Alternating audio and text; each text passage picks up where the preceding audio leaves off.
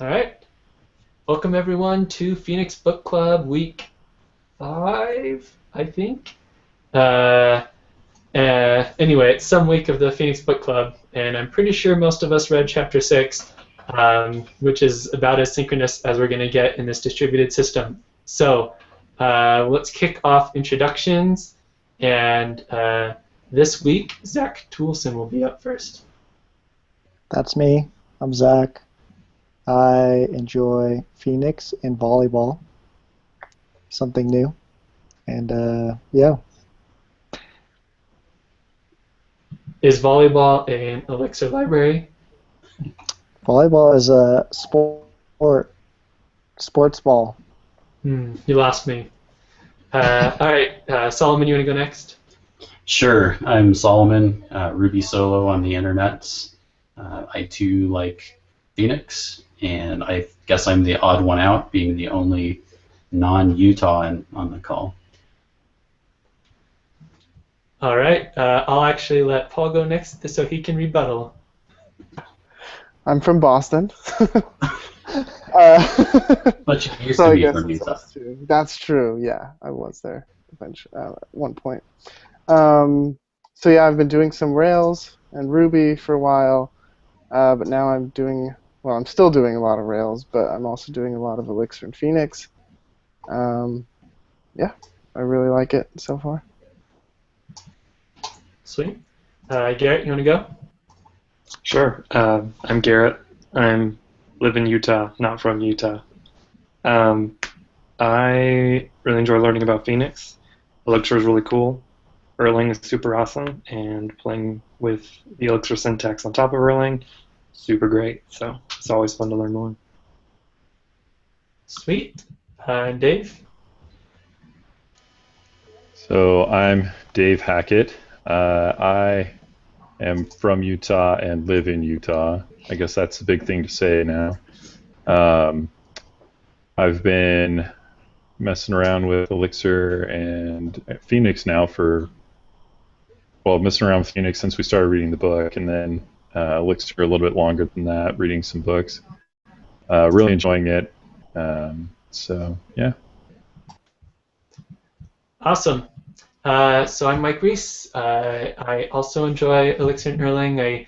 I played around with Erlang. I just kept on kind of tinkering with it as a hobby for a long time, but always wanted to do something more serious with it. And so when I found Elixir, it was pretty quick for me to jump on and start playing around. And it's been a lot of fun so far. It really takes, for me, the ability to remove more of the boilerplate with kind of a more flexible macro system is a major win, because I got really used to having very terse syntax and things like that in Ruby, using things like reflection, and so being able to do things like that but in a functional language is extra excellent for me. So let's go ahead and then kick off. We're going to do follow-ups next, so this is kind of following up on any questions that were left outstanding at the end of any of our previous calls. I have one quick one, which is someone mentioned on a previous call that we should do emojis, and I couldn't resist that. So I found a good hex package. It's called Xmoji, and I mean, obviously Phoenix and Elixir just have UTF-8 kind of built in, but this does some nice stuff. Like it looks for plain text emoji definitions. Oh, sorry, I'll zoom this in here a little bit. So it'll like scan a string for emojis and replace them, and it handles double byte encoding. I don't really know what that is exactly, but I know it has something to do with how emojis work across different platforms. And so, in any case, it is going to give my Rumble app some extra emoji love, and hopefully make things quite a bit nicer. So that is my follow-up from previous weeks. Anyone else have a follow-up item? Yeah, so we were talking about the plug parsers, and Solomon, I guess, actually used that and built a library.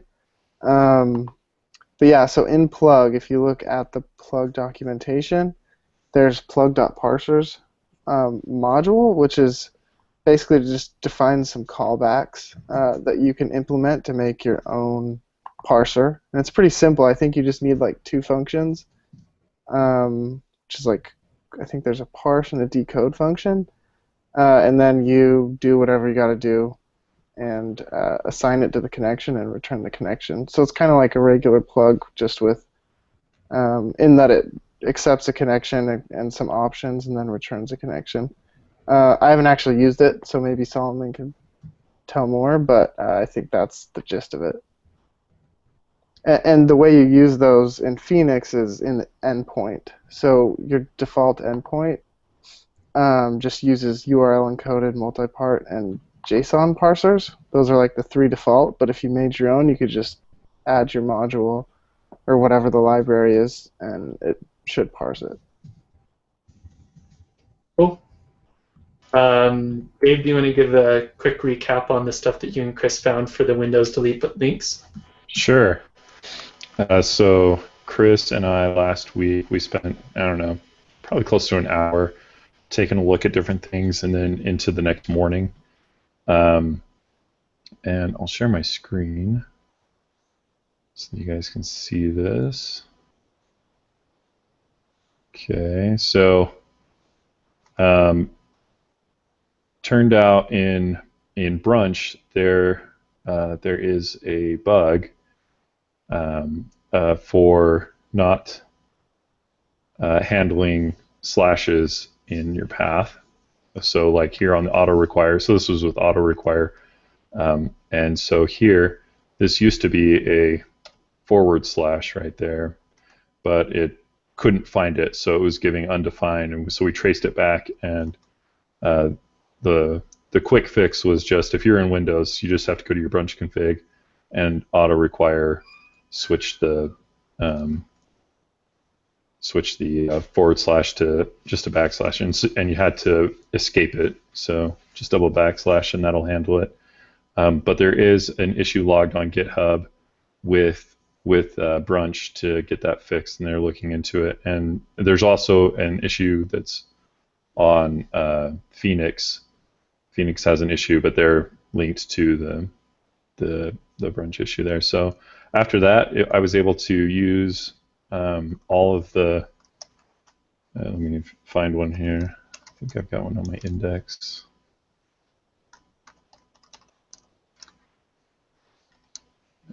Yeah. So just right here, I was able to use the link. I had to, if you use a button, it won't matter, but the link, the auto require wasn't auto requiring. So, but now all my links work, my logout works, so that was really cool.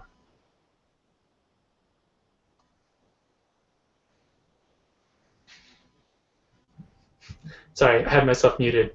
I'm glad you and Chris were able to figure that out, because I imagine he mentioned that someone else had opened an issue just last week on that as well. So it's good to have better than average support for our Windows friends. All right, so I think now we'll just talk about Chapter 6, which was mostly about Ecto Queries. So anyone want to start us off with a question or a comment? Maybe I'll repeat John's comment from Slack where he was asking about the technical details of why you have to put the hat before all of your things. At least that was my understanding of what he was asking. The pin command, what's the purpose? I think it's an Elixir thing where you have to put that hat in front to so that you're not pattern matching on that, but just using the value. I'm guessing under the hood somewhere when you use like an I-like or something, it's doing a comparison and you don't want to pattern match, but I don't know. Maybe somebody knows more than I do. Yeah, so it's like kind of confusing because it's not a technical requirement. They could have done it without the pin operator, but the reason they decided to require the pin operator whenever you're using variables like outside of that query is that it differentiates between like what's outside of that scope and like what's defined in the query API. I don't know like what the logic is past that, but I guess it's just to make it like very explicit and clear that like these are things coming from outside that like aren't part of Ecto, and like everything else that doesn't require the pin is like Ecto specific stuff. Interesting. Yeah, I know I wrote one or two examples just in my shell where I didn't use the pin, but I was just passing in this like a static binary value or a string, and it worked fine. I mean, it evaluated it and everything executed correctly. Yours But- worked. It's for outside variables. Like, so if you type like string, like bare Elixir things like a binary or like an integer, those don't need a pin. But if you assigned it to a variable, like a binary to a variable, then you would need to pin that. Cool. Like if I was bringing something in, I don't know, maybe I had queried something else out from my database and I wanted to use one of those values in the next query, then I would want to pin that. No, like it'd be more like, so say you have like a parameter and you want to show like either admins or non-admins, so you'd pull that from like your params, so you would need to use the pin on that. So you'd say like params.admin or whatever, you'd have to pin that because it's like outside of that scope. Interesting. Is that also then like scrubbing the SQL to make sure it's clean? Yeah, but well, so it'll do that. From what I understood, it would have done that even without the pin operator. But it is partly to signify that like anything that you pin, that's going to be scrubbed. But even if you just wrote like a string, a hard-coded string, I'm pretty sure that's going to be scrubbed as well. Someone should try to SQL inject themselves with a literal string really quick. Coming right up. Apparently we're learning things about Solomon. He's really into SQL injection attacks.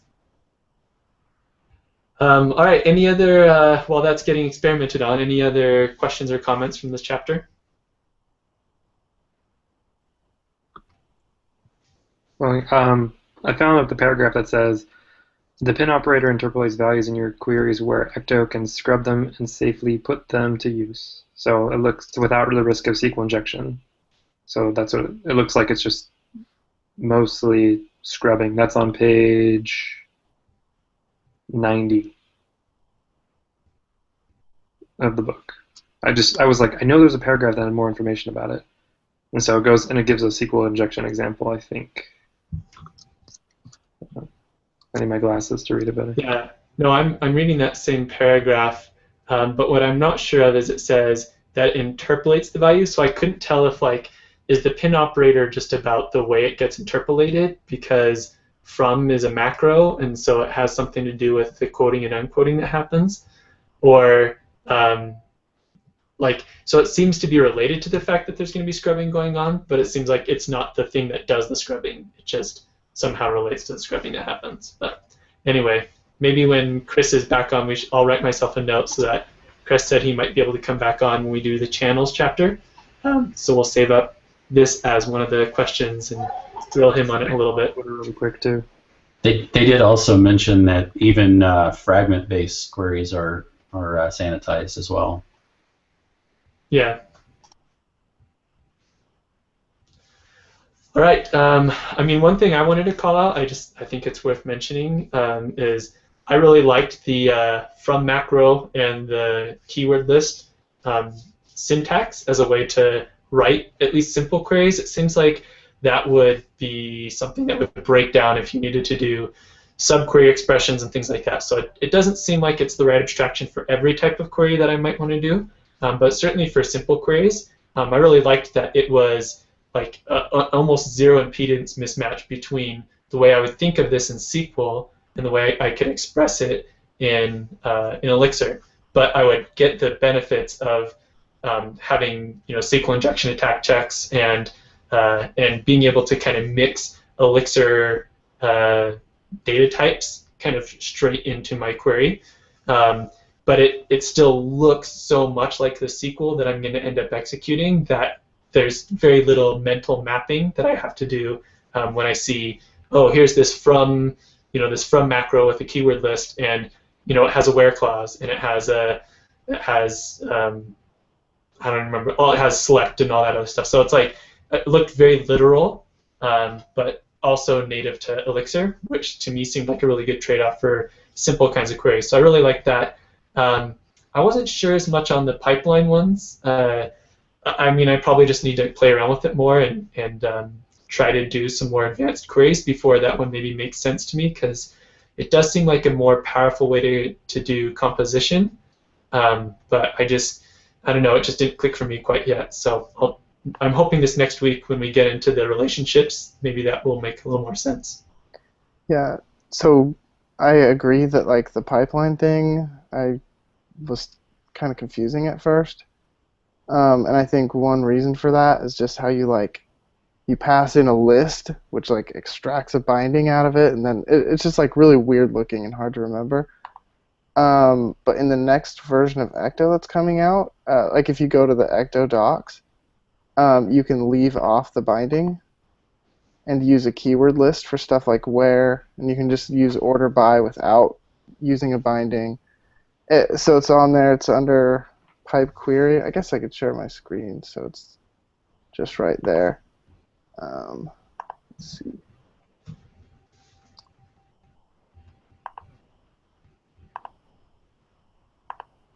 Can you see that? Yeah.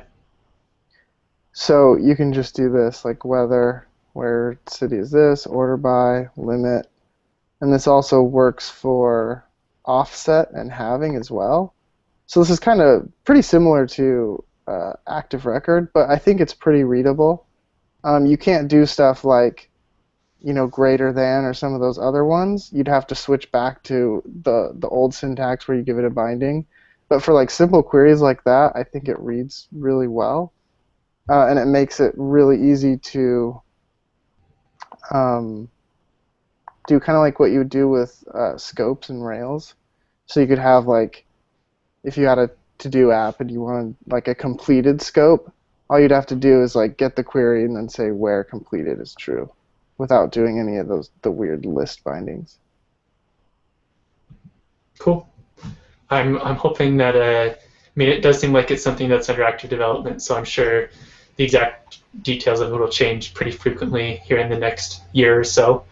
But any other questions or comments from Chapter 6?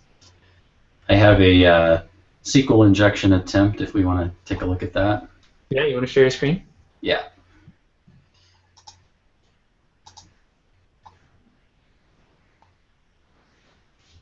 So I attempted to do single quote, semicolon, drop database, some fictitious database name just in case.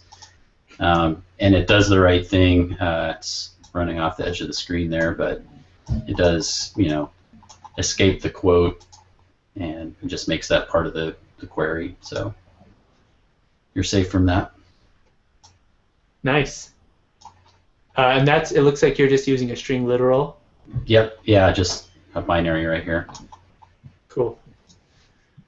Yeah, so obviously they seem to be scrubbing, like you said, fragments, literals. So I think the pin thing has more to do with the way the macro gets evaluated than it does with the scrubbing, but maybe that's useful to make sure it gets scrubbed the right way or something. Right, anything else from Chapter 6? So there was one thing, let me remember exactly what it was. Another thing that John said, he had a question on. Oh, yeah, he says, what other use cases are there for query fragments besides it's there just in case? So I think he was just wondering about what the specific uses would be.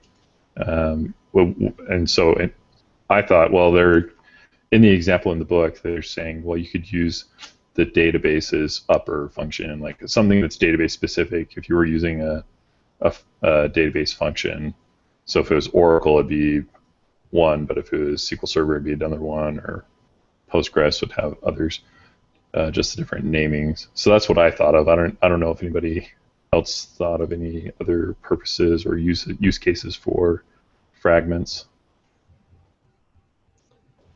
I mean, the one that jumped to my mind is I feel like in any application that gets to a certain level of complexity, I always end up needing to do a query where I want something to be, like a function to be evaluated in the context of the data in the database. Like the thing I always think of is, if you're searching based on time and maybe you're saying like, oh, I want just the recent comments on this post or something like that, and rather than like the traditional way of doing that with something like active vector ecto, is that you would calculate what the timestamp should be inside of your Elixir code or your Ruby code, and then you would say it must be greater than this date in your query.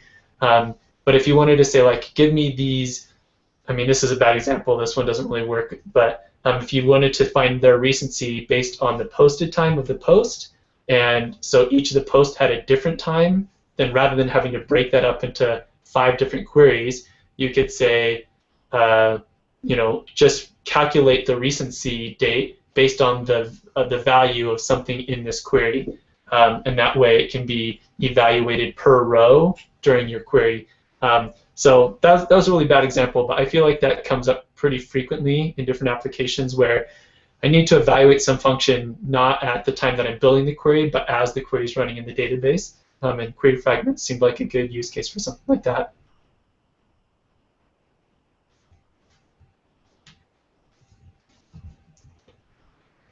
Anyone else have? I have another question actually in my notes. So there was a discussion as they were talking about Ecto, and then they were kind of trying to tie that back into controllers.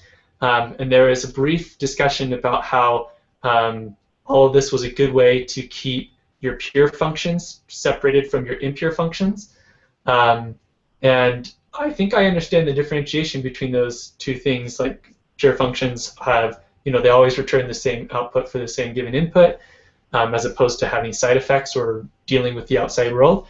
But I didn't really follow like how does the ecto pattern of queries, how is that trying to keep some of these pure functions separate from the impure functions?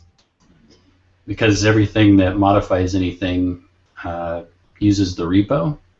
So anything that's like in your model proper is just a pure function. That's at least how I read it. Interesting. Oh, I guess maybe if you're using the pipeline version. So like, I guess I was thinking of like I was imagining my controller would have a query kind of directly in the controller, something like one of those repo.all from whatever.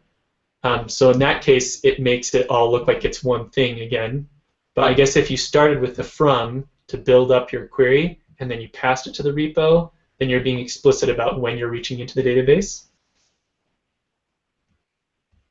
Yeah, it's you can build it up either as a as a from or the pipeline version. It gives you back the same result either way, but only the repo dot foo functions are going to change anything in the outside world.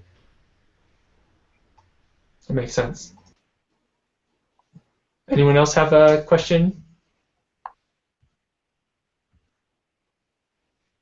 All right. We'll move on then to our +1 section. So this is the section where we go around if anyone has done anything this week or recently in Elixir or in Phoenix outside of just what we're learning in the book directly. It's just kind of a really quick show and tell of that kind of activity, just so we can see the ideas that other people are using Elixir for. So Zach, I think you had a +1 from this week. Sure. Mine was, I think it was mentioned this one, like, hey, why don't we create the CRUD operations, finish it off for the rest of the users? And so what I did is, I guess I should just share my screen. Don't know how to do this. Entire screen probably looks good. Sure. So in my user controller, update. So I just implemented like a edit method and the up method. I'm not And sorry. I'm basically not seeing your code editors on a different desktop or something. Oh, there it comes. Here it is. Can you see it now? I have no idea what you guys are Yes. seeing. I see like half Okay. a browser window and half of a Vim terminal. Yes. I'll make this bigger, I guess. Is that better? Yes. The video just is Okay. kind of laggy for me, but yeah, go ahead. So, create an edit, or yeah, edit for the form and an update. And then I was thinking in my application, like, I only want a user to be able to edit themselves. And so the way this was like kind of my more plan was basically like, I'll just build a plug that anytime I try and access my edit or my update, it does this check right down here where basically you can get what ID is requested and then what my current ID is. And hey, if those things match up, you're totally cool. If not, like you can only edit yourself. So if I look at the application and I look at my users, oh, I also on the front end edited, like I only want to show the edit button for myself as well. But like if I look at this user, this is not me, and I try and edit him, it's like, oh, bummer, dude, can't do it. But I can totally edit myself. And I think that worked. It only shows the first name, but we can verify like that this works. I'll make his first name that, and it's like, oh hey, it worked. So that was my +1. It was actually super. I was surprised at how easy it was, because I was like, oh, I totally learned about plugs in the last chapter, so I'm just gonna create a plug right here to check if I'm the current user to edit and update. So that was my +1. It was fun. Good times. Sweet. I'm a little surprised that you would pick to use Harry Potter as your example data and then call it lame. Hey, deal with it. Well, I first picked Snape because, Snape's like the potion dude, elixir, I guess so. It was a reach, but I was bored. You should read Harry Potter and the Methods of Rationality. It might make you appreciate Harry Potter. Or might not. I have heard that's good. I'll look that up right now. So anyone else have a +1? So it's not related to Ecto Queries, but I can show the HMAC verification thing that I built. Definitely. So let me share this.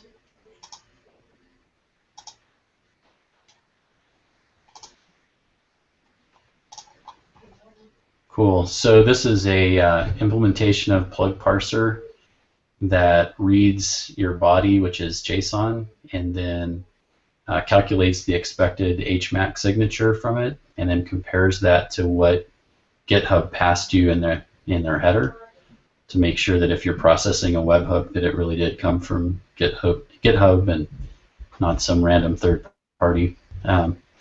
So it's pretty similar to the implementation of the plug JSON parser. Basically, we need a parse method, and I wanted to just reuse as much as I could from the JSON parser. I was a little bit surprised to find that, like, once you've read the body from a connection, you can't read it again. It streams the body, and once it's read, that's it. You can't really rewind the network stream. So this has some duplicate functionality between this and the stock JSON parser, but I don't know that there's a way around that.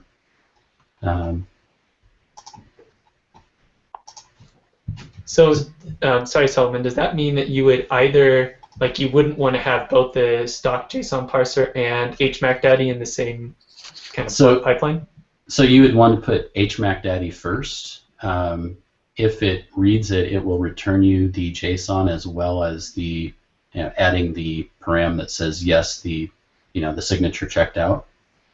And then the JSON parser will basically have nothing to do. So the way those parsers work is it's kind of a pipeline. Each parser is going to look at your request or your incoming request and either say, yes, I can handle this, and then go ahead and handle it and return the data, or say, no, I can't handle it and pass it along the pipeline to the next one. So if HMACDaddy sits in front of the JSON one, then it will detect that this is a signed JSON request, and it will do the parsing and verification, and then you won't hit the JSON parser. So this is how you'd want to make your parser pipeline thing look in the endpoint. Sweet. All right. That's pretty, I mean, that seems really useful if you did want to just stand up a GitHub webhook or something like that really quickly. Yeah. Have you used that for anything like in production or anything like that? Yeah, we're using it at work. So we wanted to have a Phoenix app so that we could kind of test out the process of building and deploying a Phoenix app, but not necessarily something that's in the critical path just yet. So we set this up to look at every incoming pull request and then kick off a pronto job and make comments on code quality with Robocop and Brakeman. So sweet. All right. Thanks, Solomon, for that. Sure. Anyone else have a +1 they want to share for this week? I could share Ex Machina. So this was launched Monday. So has anyone used Factory Girl before? Yep. I can't really. Okay. Everyone knows that. This is really similar to Factory Girl with a couple changes. So for one, the factory definition is like, we tried to keep things as simple as possible without adding a whole bunch of new DSO. So we just have, you use Ex Machina .ecto, you give it a repo, and then to define a factory, you just define a function with the name of the factory, and then you return whatever you want. In this case, it's some ecto struct. So factory definition is pretty simple, and then you get a lot of the same methods as Factory Girl, so you can build it, you can create lists, things like that. But one of the cool things that you can do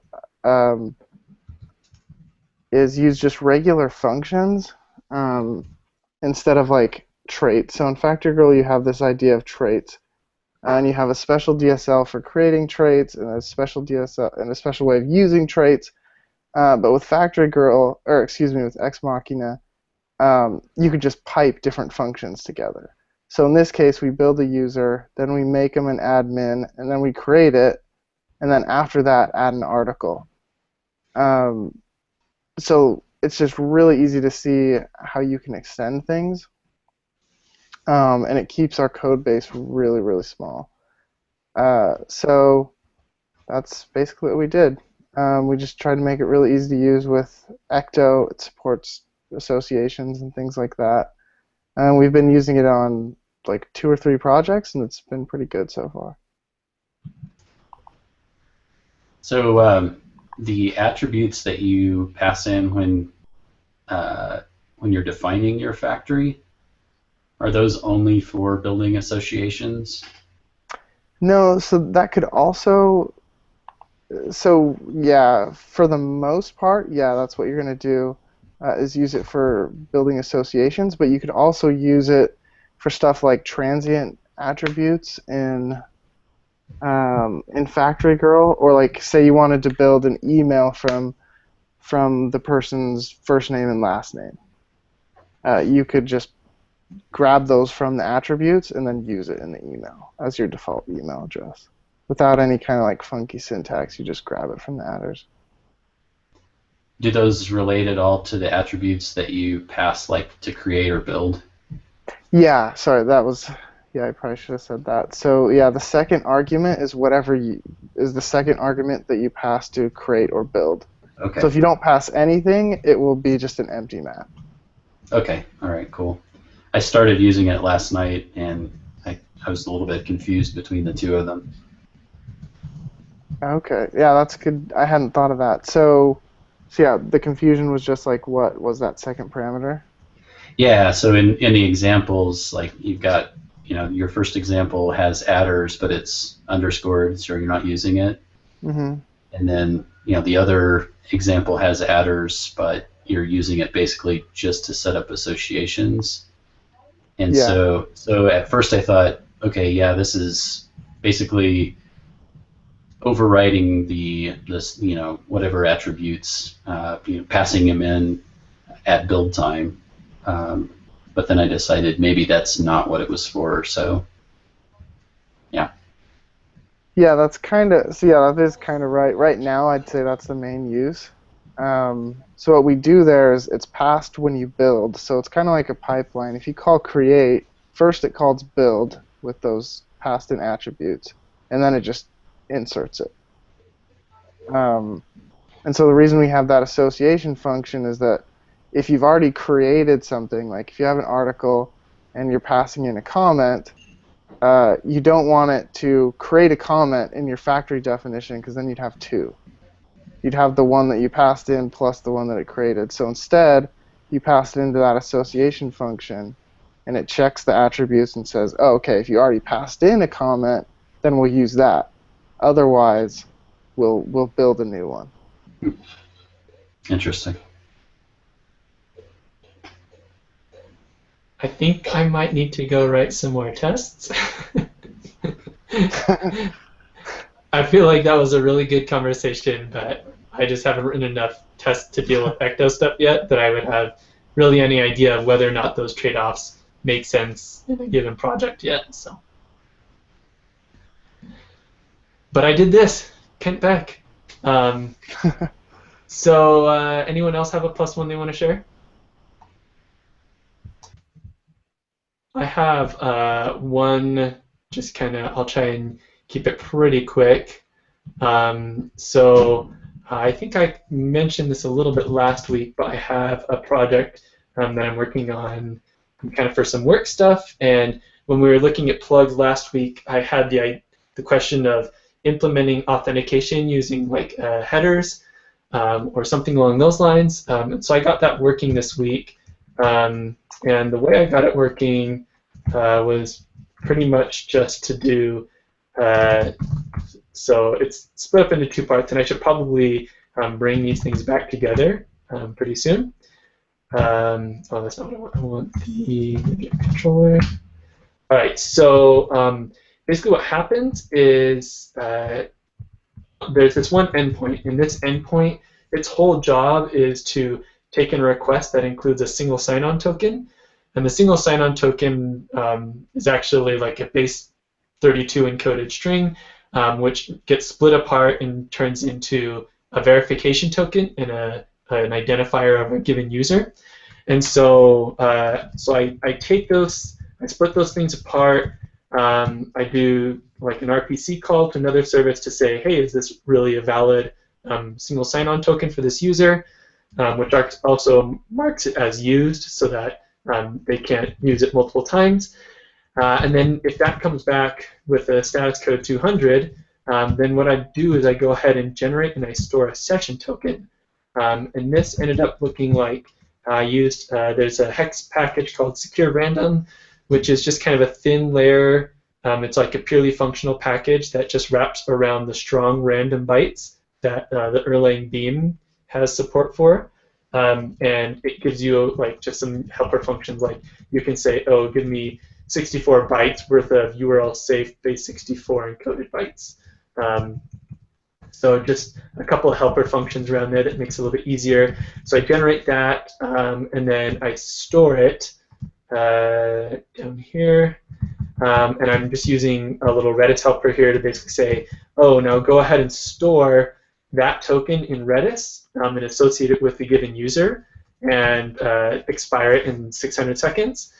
And then on any of my other routes where I want to depend on that session token, I just basically have this header auth plug, which I basically am not using any ops right now, but probably should have an option for like which header to look at. But since this is only for one app, no need to have any branching logic there. So I can just basically get a request header.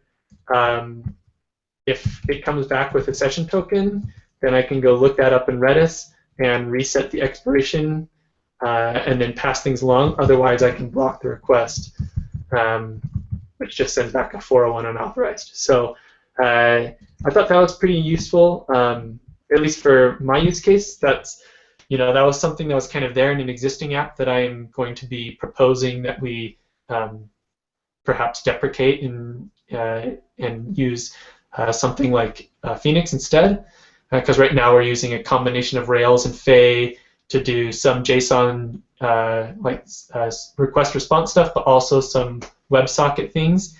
And I think that really nice to collapse into a single project.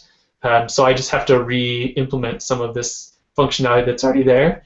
But it was really nice that implementing a separate authentication strategy that depended on Redis was pretty trivial. In this case, it was I think about 50 lines total between the controller and my plug. So not too bad.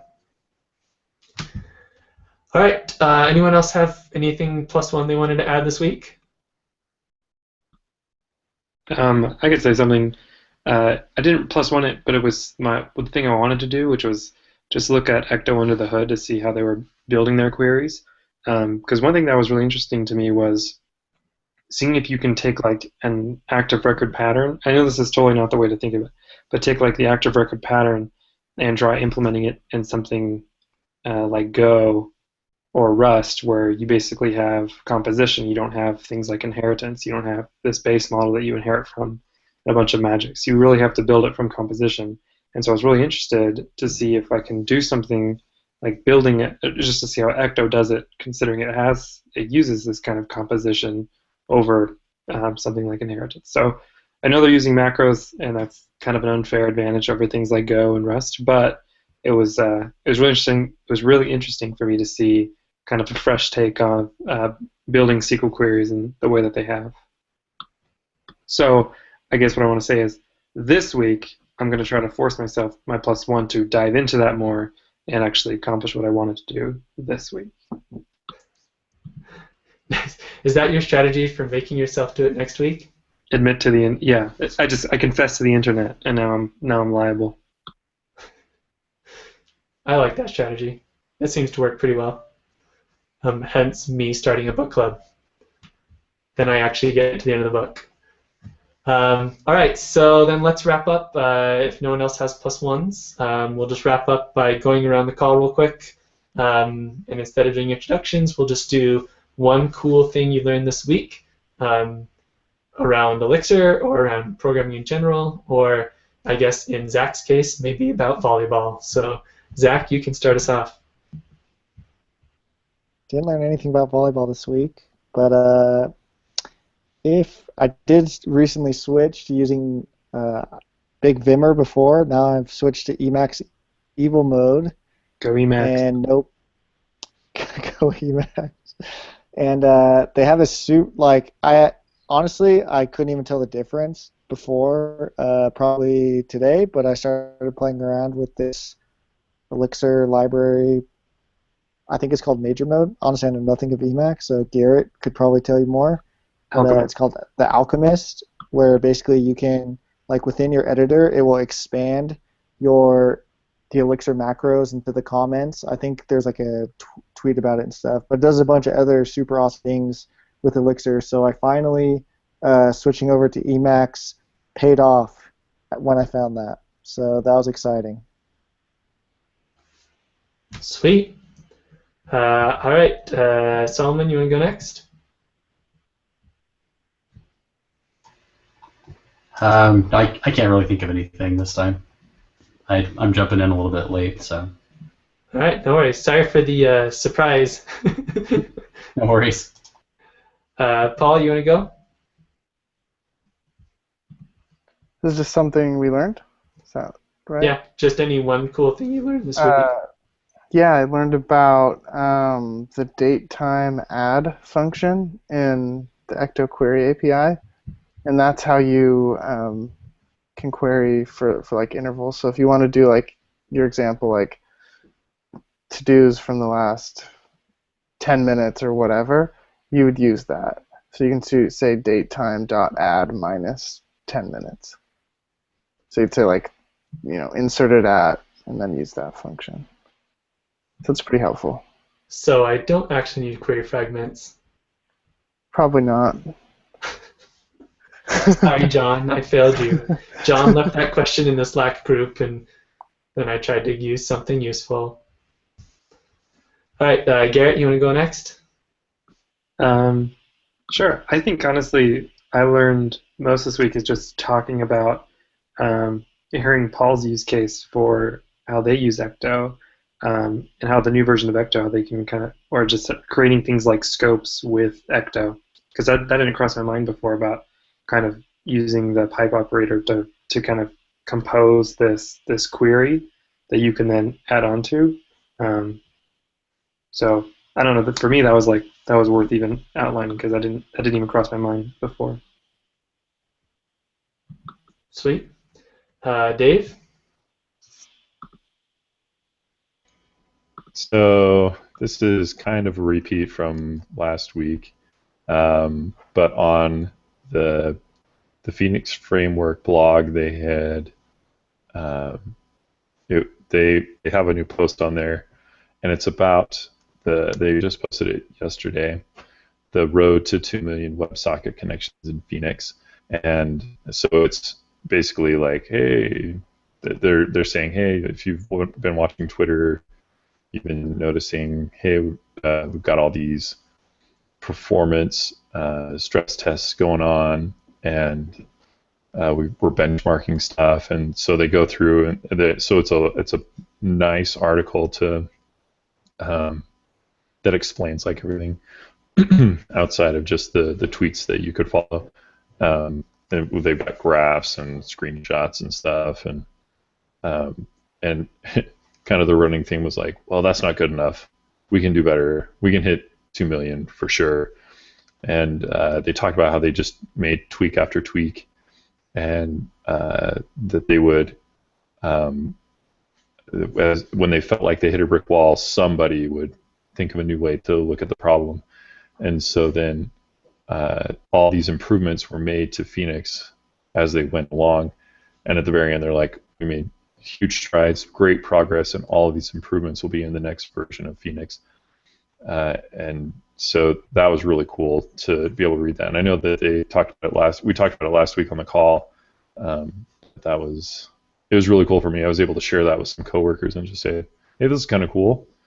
And yeah, I thought it was a great way to, in a compact way, just one blog post to be able to share all that information with like at a click. So that was really cool. Awesome. If for all of the people on the call, if you guys could send me links afterwards, I'll just make sure I put those in the description of the video for this week, so we can have those easily linkable. The thing I'm going to pick for this week is actually I heard about it on the Elixir Fountain podcast, and so he had a guest on named Rob Connery. Rob has a long history of doing database-related libraries in other languages, and when he came in and was looking at Ecto, there was some stuff he really loved, like change sets, but there was the way that the repository pattern basically in general, he's just not a huge fan of. So he started a project called Mobius, which isn't like intended to be confrontational at all, but just like he's trying to explore what are the other patterns that could be useful as a way to interact with the database in a functional language. So it's under Rob Connery /Mobius, and it looks really interesting so far. I was looking through he calls it, he mentions that it's very similar to the SQL library in Ruby. And so you can see some of the ways that you kind of do some of these queries. You're just piping together multiple things. So again, it's very similar in terms of using functional composition as the way that you build up a query across multiple steps, which would still let you do things like create a, have one function return kind of a whole scope that's mostly complete, but then you can append some more things to it, like limits and offsets or whatever. So it's looking pretty interesting so far. He also has some specific things for like full text indexing or JSON support, and he also had some examples in here of using joins and things like that. So it looks like it's been pretty well thought out already, even though it's a pretty new project still. He even has things here like kind of doing mass updates and all sorts of stuff. So I think it's definitely worth looking at if you are kind of in this space and you're doing a lot of work with databases. It seems like it would be at least worth some time to evaluate it and just look at if this is going to be something that could, in some cases, fit your problem space better. So I thought that was a really cool thing.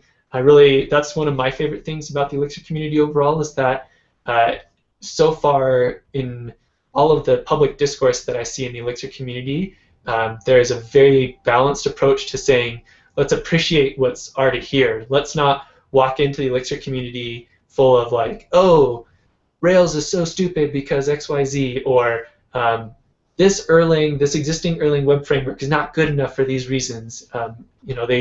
People don't really walk in with a negative attitude, but they walk in with a positive attitude, but also still with this kind of lingering question of like, maybe it could be a little bit better, or maybe in some cases this is better.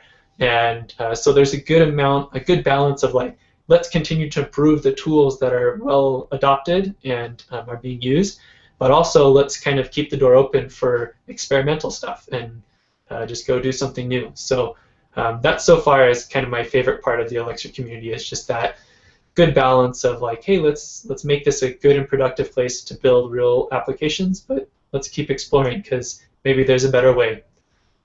So that's my cool thing for the week. And I think that'll do it for us and wrap up the call. Anyone have final comments? I guess I can pick something. I'll go ahead and pick Ex Machina because I did enjoy using it last night, and it cleaned up one of my tests quite a bit. So that'll be my pick for the week. Cool. Thanks. If you have any other feedback too, leave it in Slack, because there's probably a bunch of documentation that we could clean up. Yeah, for Like sure. A lot. That's awesome. Sweet. Paul, you've been on 2 of our video chats and you already got picked. I think that is definitely a record. All right. Well, that'll do it for us then for this week. Thanks everyone for being on the call and making time in your week to read and study and share the things you learned, because this is super helpful for me. I think it's helpful for lots of other people too, to just see what's going on and see the experience of other people learning about Elixir. So thanks everyone, and we'll call it a night. Yeah. All right. Thanks. See you guys.